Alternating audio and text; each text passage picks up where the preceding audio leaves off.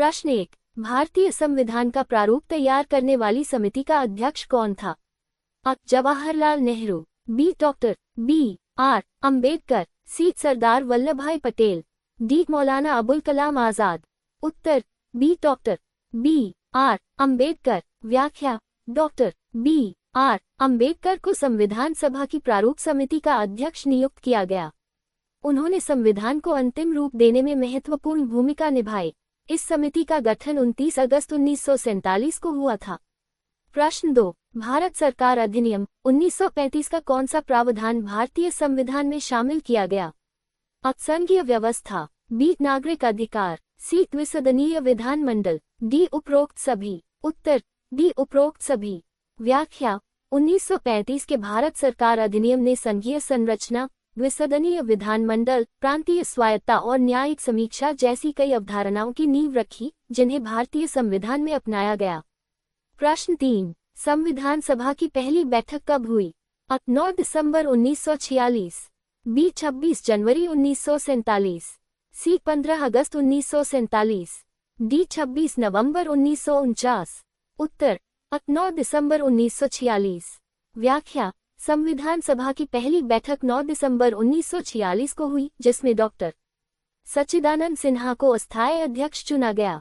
स्थायी अध्यक्ष के रूप में डॉक्टर राजेंद्र प्रसाद को चुना गया।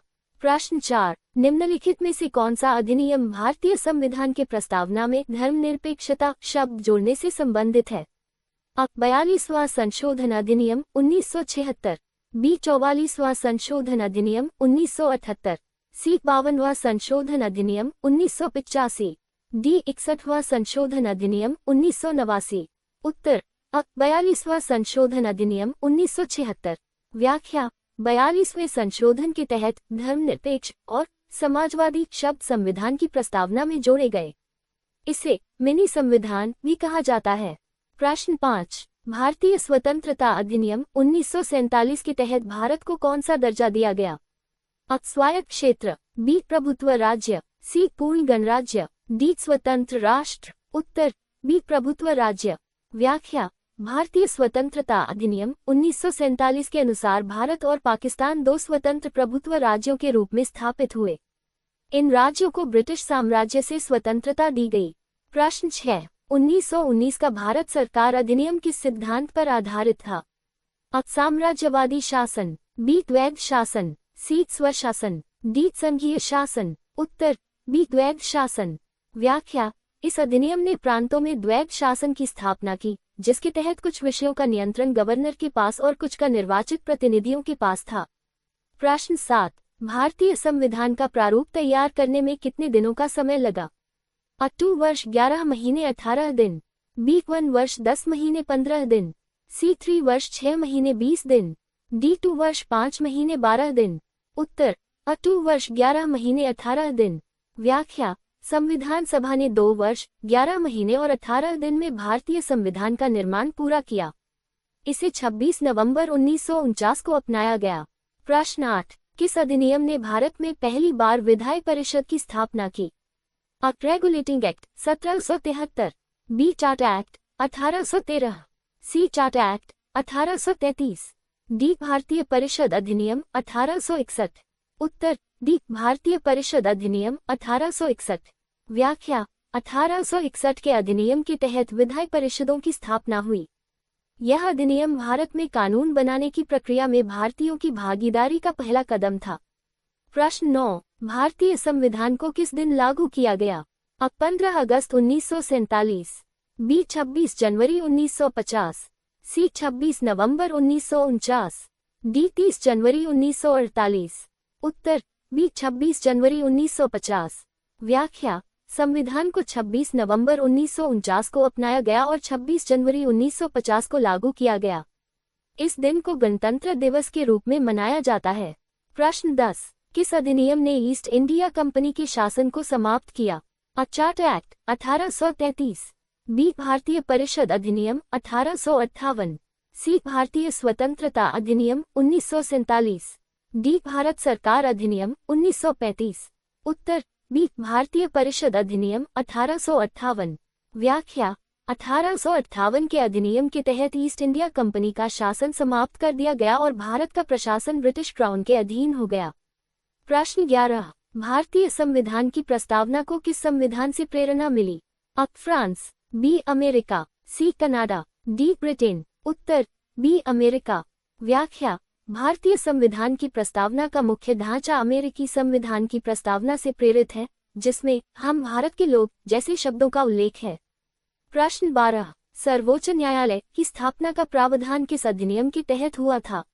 अ. Regulating act 1773, B. टाटा act 1813, C. Pitt's India act 1784, D. Bharat सरकार अधिनियम 1935। उत्तर अ. Regulating act 1773।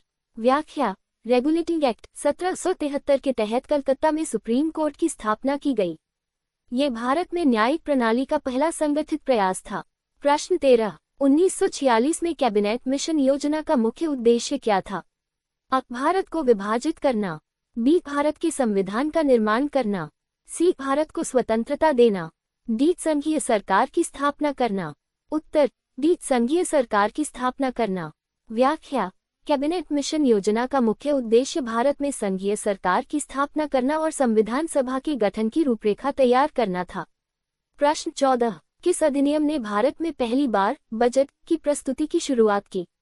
अ. Regulating act 1773, B. टाटा एक्ट 1813, सी. टाटा एक्ट 1833, डी. भारतीय परिषद अधिनियम 1861। उत्तर सी. टाटा एक्ट 1833। व्याख्या: 1833 के चार्टर एक्ट के तहत भारत में केंद्रीय प्रशासन को मजबूत किया गया और बजट पेश करने की प्रक्रिया शुरू की गई। प्रश्न 15, 1935 का भारत सरकार अधिनियम भारत में किस प्रकार की शासन प्रणाली का आधार बना? अ. लोकतंत्र, बी. संघीय शासन, सी. एकात्मक शासन, डी. संसदीय शासन। उत्तर बी. संघीय शासन।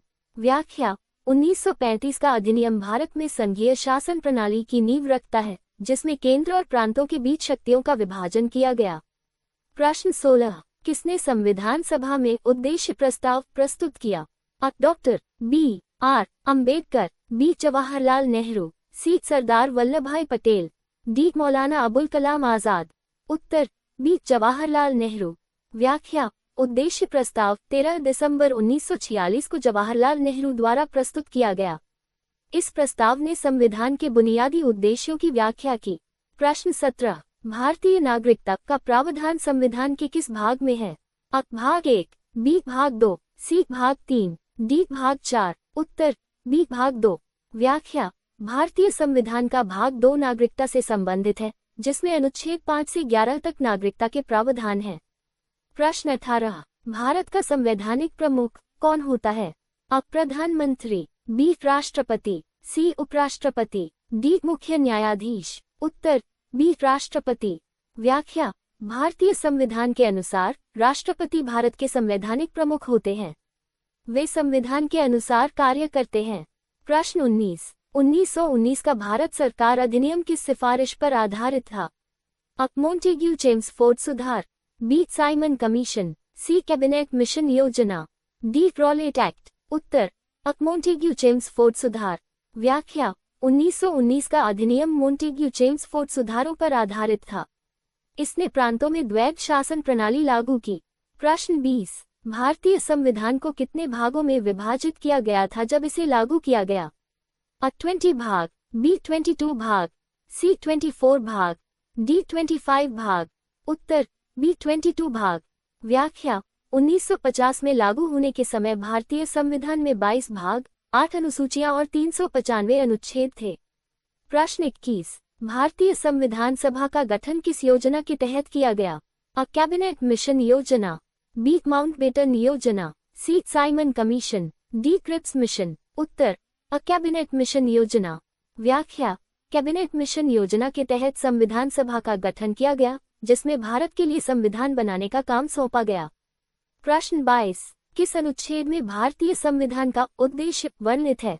अ. अनुच्छेद 1, बी. अनुच्छेद 3, सी. प्रस्तावना, डी. अनुच्छेद 5। उत्तर सी. प्रस्तावना।